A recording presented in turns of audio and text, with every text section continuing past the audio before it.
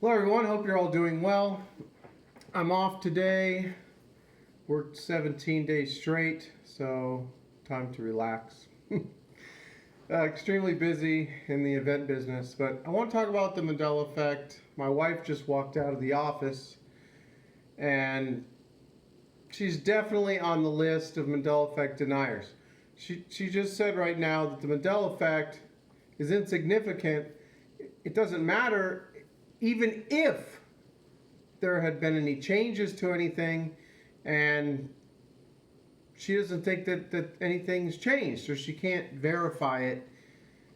Everything I ask her, yeah, it could have been that way, maybe not. So to me, she's denying it because she's brought me more than one change. She's brought me a Monopoly board change, and there was another one. The Ventnor. I never heard of Ventnor Avenue on Monopoly. I remember Ventor. And Ventura sounds familiar, but Ventnor, Ventnor, Ventnor, I never heard of that, ever. And I understand that they're named after streets in Atlantic City, blah, blah, blah. I get all that. Yeah, I know. I don't need an explanation. So, anyhow, I wanted to talk about a conversation that I had with my stepfather. I was over there the other night visiting, and we got on to the Mandela Effect. And I've talked to him over the last couple of years about the Mandela Effect, and he just always says, oh, people are mixing up Skippy and Jif, and that's how they came up with Jiffy. And he always brings up that example every time we talk about the Mandela Effect. He says, Skippy and Jif, and that somehow became Jiffy, because I think he remembers Jiffy, but he wants to think that he was mixing those two things up. So I got into it a little deeper. I said, thanks for listening to me. I don't have many people to talk to. And he's like, oh, yeah, no problems. Stuff's interesting. And we could talk about it. So I pointed out a whole lot of things. He used to do a lot of flying. He was in sales. And I showed him the airplanes. I had never showed him the airplane engines. So I said, I remember these jet engines being more under the wing. Maybe 10-20% of the engine sticking out beyond the wing, right? So he's looking at them and he's like, yeah, that doesn't look right. Show me a DC-10. And I said, all right, here's the DC-10. I don't remember those jet engines being that far forward. And he said, that is strange. And I said, yeah, they're like that for the past 30, 40 years, whatever. That's just how they've always been. So then I brought up John Deere, and I said, how do you spell deer? And he says, D-E-E-R. I said, no, you're wrong. It's always been D-E-E-R-E. And this went on and on. And so I told him all the theories. And that was fun. We discussed the theories and stuff. I told him why I didn't think it was time travel. And, because time travelers aren't making continents shift thousands of miles. And so, Hey. In the end, we were talking about Lucky's, and he grew up in San Leandro. Oh, I'm not sure. No, he grew up in Oakland, like my dad. But anyway, he lived in San Leandro, and Lucky's is from San Leandro, right next to Oakland. So he's known Lucky's for his whole life. And I said, I remember Lucky's, like my mom. She remembers Lucky's. My dad remembers Lucky's. And I think I mentioned recently my dad and aunt were having a conversation, both saying Lucky's. Oh, I worked at Lucky's. Oh, what Lucky's did you work at? And so I didn't get into it with them at that time. But so anyhow, he's saying that the reason he thinks that people call it Lucky's is because there's more than one Lucky store. So people are just adding an S. Like people do, and I understand that. We do add S's. I've been places where people have added an S to my name without reason. They just call me Evans instead of Evan. So, I know people do that, right? Okay, so I said, well, I used to work at Safeway, and I've never ever heard a person call it Safeways. There's more than one Safeway. There were 1,400 of them when I worked there. At the corporate office where I worked in Pleasanton, California. And he says, well, yeah, I guess you have a point there. And I said, well, that kind of blows your theory of why I would remember Lucky's, because I'm just adding an S because there's more than one Lucky store. So it's Lucky's. No, it's always been Lucky, and he remembers it as Lucky, which is fine because it's always been Lucky. But he is experiencing a lot of Mandela effects. I must have brought up 10. He got them all wrong, and he's still thinking that people, were just making mistakes. That's what people do. They make mistakes, which is true. We do make mistakes. I get that part. But it's frustrating. It's really frustrating with people that are Mandela Effect deniers. My father-in-law, my wife, they're just denying that anything's happening. I think I want to think that it's coming from fear, because it's a hell of a thing if you accept it, and then all of a sudden you're like, but how could that be? How could this change? So that reminds me, my wife's telling me, well, I don't care. I don't care if it used to be P-E-N-N-E-Y or P-N-N-Y and now it's P-N-N-E-Y. How does it affect me? I don't care. It doesn't change my life at all. And I'm like, I could care less about the name of the companies either. But when they start changing, then I have a problem with that, because I want to know why they're changing. I want to know how. I want to know what's going on. And I think a lot of people, they just don't care. And I think that's in a lot of us that have been trying to figure out why in the hell we're here on this planet. What are we doing here? Why are we here? Why am I talking to this little screen here? Why are you sitting over there listening to me? What is this? What are we doing? What is all this? I've been having those questions since I was a kid. I think that's what we have in common. You and I think we share that. Or we want to know what's going on. I've been wanting to know what's going on. And that led me into studying the Federal Reserve, the monetary system, the Rothschilds, the Illuminati, blah, blah, blah. I've spent thousands of hours on all that stuff. And it's a dark hole. And I believe that there's dark forces that are controlling everything. I mean, I hate to say it, but it's kind of where I ended up with all of that. And the Mandela Effect saved me, because it sucked me out of that hole and threw me down another rabbit hole. Well, at least this other rabbit hole doesn't seem so dark, but it does seem dark at some times. There's times when it seems kind of dark. Some of the changes seem a little sinister and dark, but overall, it's more of a positive rabbit hole. We'll say it's positively charged for me. Now, there's a lot of fear and negativity down the rabbit hole too, but that's if you're coming from a place of fear. If you're not coming from a place of fear, then this can be a very positive experience. So it's been extremely positive. The way I look at life now, this has led me into looking at so many other things that I wouldn't have looked at, most likely, in quantum physics. I studied quantum mechanics in the past and didn't really get a grasp for it. I'm not saying that I fully understand it now, but I have a better understanding now because I've been looking at it a lot. And just the whole situation that we find ourselves in with this existence we're this reality that we're in. I don't know. It just gets extremely frustrating. I'm not going to stop. I notice my viewership's kind of going down. Feels like people don't care. I'm not stopping. I'm going to continue to document my memories. I'm going to continue to try and find out what's going on.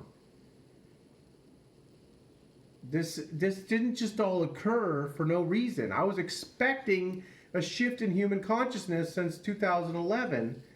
The ancients were expecting it thousands of years ago. They knew this time was coming.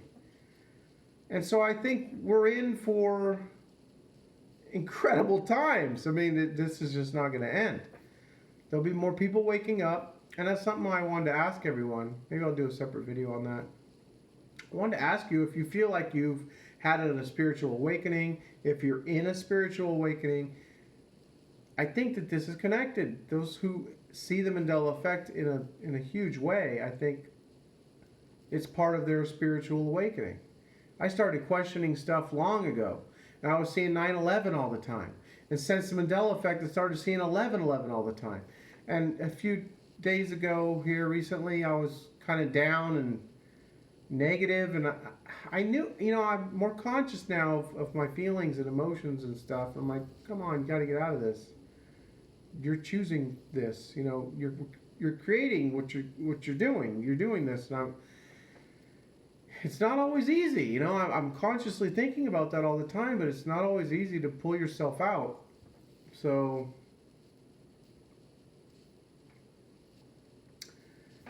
I don't know. It just gets extremely frustrating sometimes.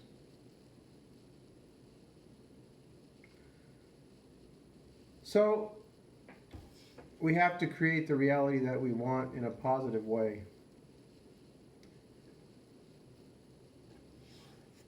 I just set up a little trip to Sedona. I'm excited about that. I want to see the energies that they have in Sedona. And what I've seen is that, if negative, it's going to enhance that. And if you're positive, it's going to enhance that. So I have a feeling that I'm going to be able to see, I think my son and I, maybe the rest of the family, I don't know, we're trying to find the vortexes and all that stuff. So I'm really excited. And we're going to go down near the Phoenix area and check out some different places near Phoenix and the Grand Canyon. So I'm excited for that. Going to be creating that little trip there. So anyway, leave some comments down below.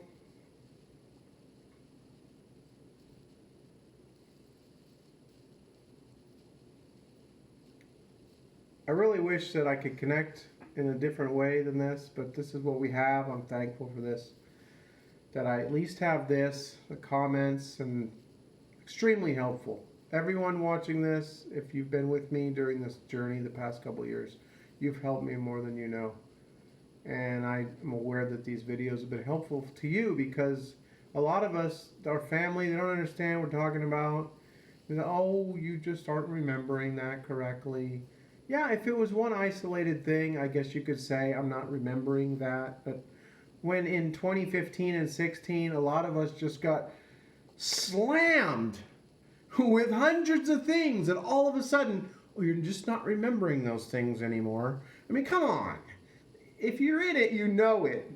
If you're looking at it from the outside and you're blind to the Mandela Effect, oh, you're just not remembering that correctly. But those of us who are in it, we know. There's no doubt. There's too many things. If it was just a few things that seem different, I mean, I have to look at Walmart, because the W, the font seemed to be off on the W. It's just a tiny little, who cares, right? Who cares if the W at the bottom used to be a little more straight and on one side is curved now? Who cares, right? I care. Because this is continuing. My consciousness continues to shift, and that's what led me into looking more into the multiverse, trying to understand what's going on. So I believe that our consciousness is continuously shifting. We're awakening to who we really are, and our psychic powers are going to increase. Mine seem to be increasing with the synchronicities that I'm having. I've had some incredible synchronicities, premonitions.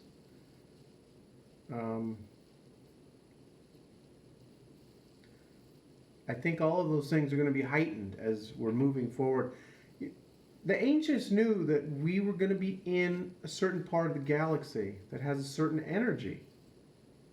I don't know how they knew that. Was it aliens that were in contact with them? Who gave them all the information about the stars that the Mayans had? I don't know. I mean, they seem to sure know a lot about the universe, well, the multiverse.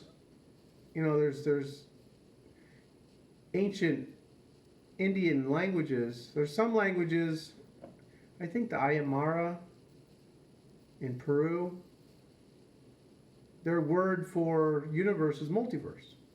They don't have the word universe. They have multiverse is the word. So I think whatever's happening has always been happening. We're just now becoming conscious of it. And yes, I think it has to do with a shift from the age of Pisces, the age of believing and religion and all that, into the age of knowing. And we're going to know what's going on, finally. We're waking up. All the cockroaches of the world are going to be scattering as light's being shined on them, and they're exposed for what they are, and it's happening. It's just not an overnight process. This is all happening. I need to look more into the biblical prophecy, because the biblical prophecies have laid out a lot of what's happening. The sign in the sky in September of last year, the lady with the crown of 12 stars and standing on the moon, draped in the sun. That constellation happened a year ago. I did a video on that. And I think these are just signs. In the Bible, God said to look for the signs, which a lot of people have problems with, because he said to look at the Mazzaroth, which is the zodiac, and to look for signs in the sun and the moon. And with the blood moons, all that blood moon stuff was happening right when people were getting hit with the Mandela Effect. That's why I changed the name on my video. I changed it to, I forget exactly what I changed it to. I put Mandela Effect in the title because I believe that that was leading up to the Mandela Effect. These changes are, there's been all this, people are saying like the Mayan calendar ending, the end of the world, nothing happened. Well, it sure seems like I'm in a different world now than I was prior to 2012. Just because of the expanded awareness and consciousness expansion, it's not like the world's changed. We're changing. We're the ones who are creating all this. You look out, I'm looking out a window right here in front of me, and I see all the other homes. I'm not seeing those homes over there. They're not over there. They're in here. I'm seeing them in here. Everything's in here. If we want to change out there, we have to change in here. And I'm learning more about that. And this is just an incredible journey. And I'm thankful that I'm on this path, but it's not always easy because I don't know what time the big game comes on.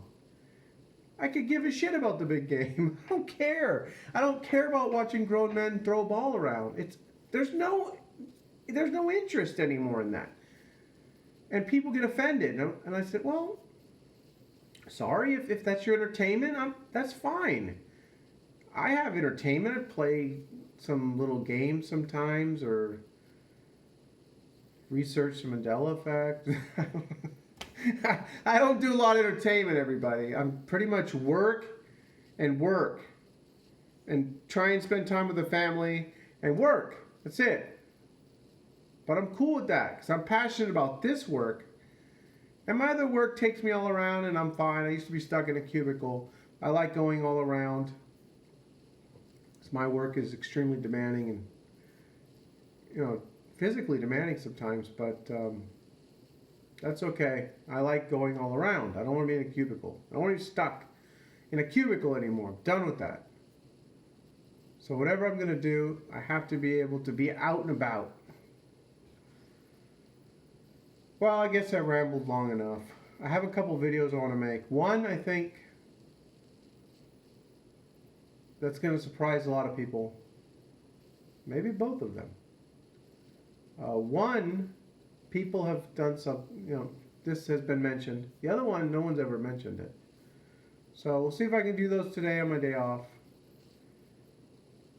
And let me know if you like this format. I know you can't usually see me. Some people say, I don't like watching people unless I can see them. And that's fine. This is a one take. I'm sorry. There might be a few little pauses in here. I gather my thoughts. I'm not bouncing all around. Hey, And then, I was thinking about the theories, and then I was thinking time travel can't be possible. I mean, I can't handle those videos. Those people are just bouncing all over the place because they edit the heck out of the videos. I mean, write it out and say it to yourself before this. I don't know. The attention span is really short with the younger generation these days, so they kind of like the bouncing around, I guess. I don't like it. It bugs the heck out of me. And this foul mouth, teenage girls, and just, I don't get it. I don't get it. I have over 1,000 videos on this channel. I've never once dropped an F-bomb. It's not necessary. That's my opinion. I know some of you watch some people in the community dropping F-bombs left and right. That's fine. We're all adults here, and I just don't care to listen to that. That's no, it's turn off. Turn off to me. So, I'm not perfect. I'd say shit here and there and whatever. I don't know, it's just something about someone who says the F word every other sentence. It's a real turnoff. And I'll just leave it there. I'm not going to expand on that anymore. But anyway, I think I'll drop it here. I had some other things I wanted to talk about. Being as I don't really have anyone to talk to, I kind of think about things I want to say all the time, and I have the opportunity now, 21 minutes into this. I want to do another live show, I really do. But I can't till November. Because I have a strike on the channel from a video from 3 or 4 years ago. One of the shootings. I was saying, think for yourself, because people just get on CNN and they're like, oh, look exactly what's happening. CNN just tells me everything I need to know, and they lay it all out. Well, they lie too. One of my favorite things about Trump is talking about the fake news. So, we have that. And, so I'm going to have to wait until November. But I'll be doing more live shows. I would like to do more collaborations with people. Scarab Performance has every Monday night. He has something else. I never put together, with my schedule, I can't really put that type of stuff together. I used to do those shows with Dr. Lupo. And one of my favorite ones was when I talked to Cynthia Sue Larson, who's a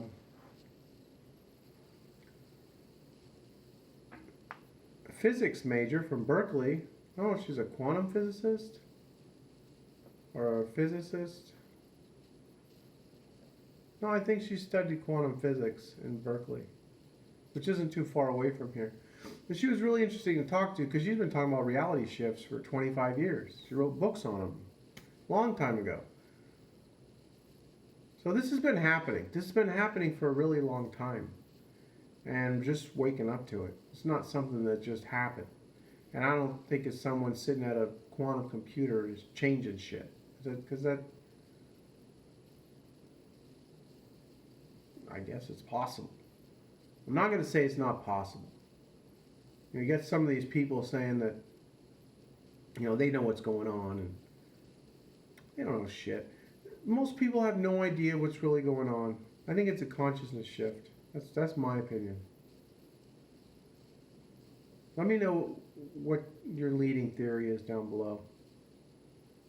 I really think it's a consciousness shift, because this is what I was expecting. And I believe that we're going to continue to expand our consciousness and awareness. And I want to get more into the quantum field. I want to research the energy more, because we're all connected. Everything's connected. That's I can have a thought about someone, and they can sense that on the other side of the country. I mean, everything's connected, and you can be in two places, or I guess I shouldn't say that, but a subatomic particle can be in two places at the same time, and we're made up of those. So I don't know. I guess we could be at two different places at the same time. But it has to do with our consciousness, because our consciousness can separate. And we can feel like we're apart from our body. You know, like the people laying on the beds at the hospital and everything, where they float above the bed.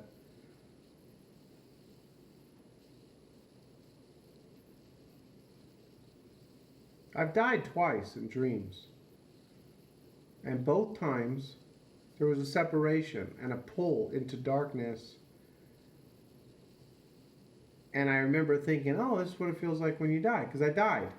One time a whale came out of the ocean and landed on me, and everything just stopped, and I just felt this pull. It was weird. I mean, usually you don't die in dreams, but I died, and it was really strange. And I felt like I was just being sucked through darkness, but there was no fear involved. Actually, it was real calm, like numbness, just like a calm. And then the other time was in a burning house when I fell a few stories inside the house, and then everything came on top of me, and I just had that same feeling. It was like 10 years later, same exact feeling. So that's kind of odd.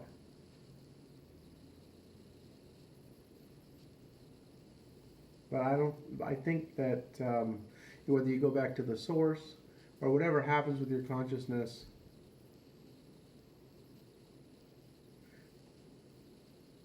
starting to be a little less fearful of that, because I always had a little bit of fear of that throughout my life. But this whole journey with the Mandela Effect since March of 2016, thanks to my son, who asked me a series of questions and I got them all wrong. It's been an incredibly positive journey, and I hope that for those of you who it hasn't been so positive for, or who look at it from a place of fear, I hope that changes. I really do. So that's it. If you're still with me, thank you. I'm gonna I got this other video ready to go. I'm gonna set that up. For those of you who said I need to read more books, I read most of all those, so put that in your pipe and smoke it. All right, everybody.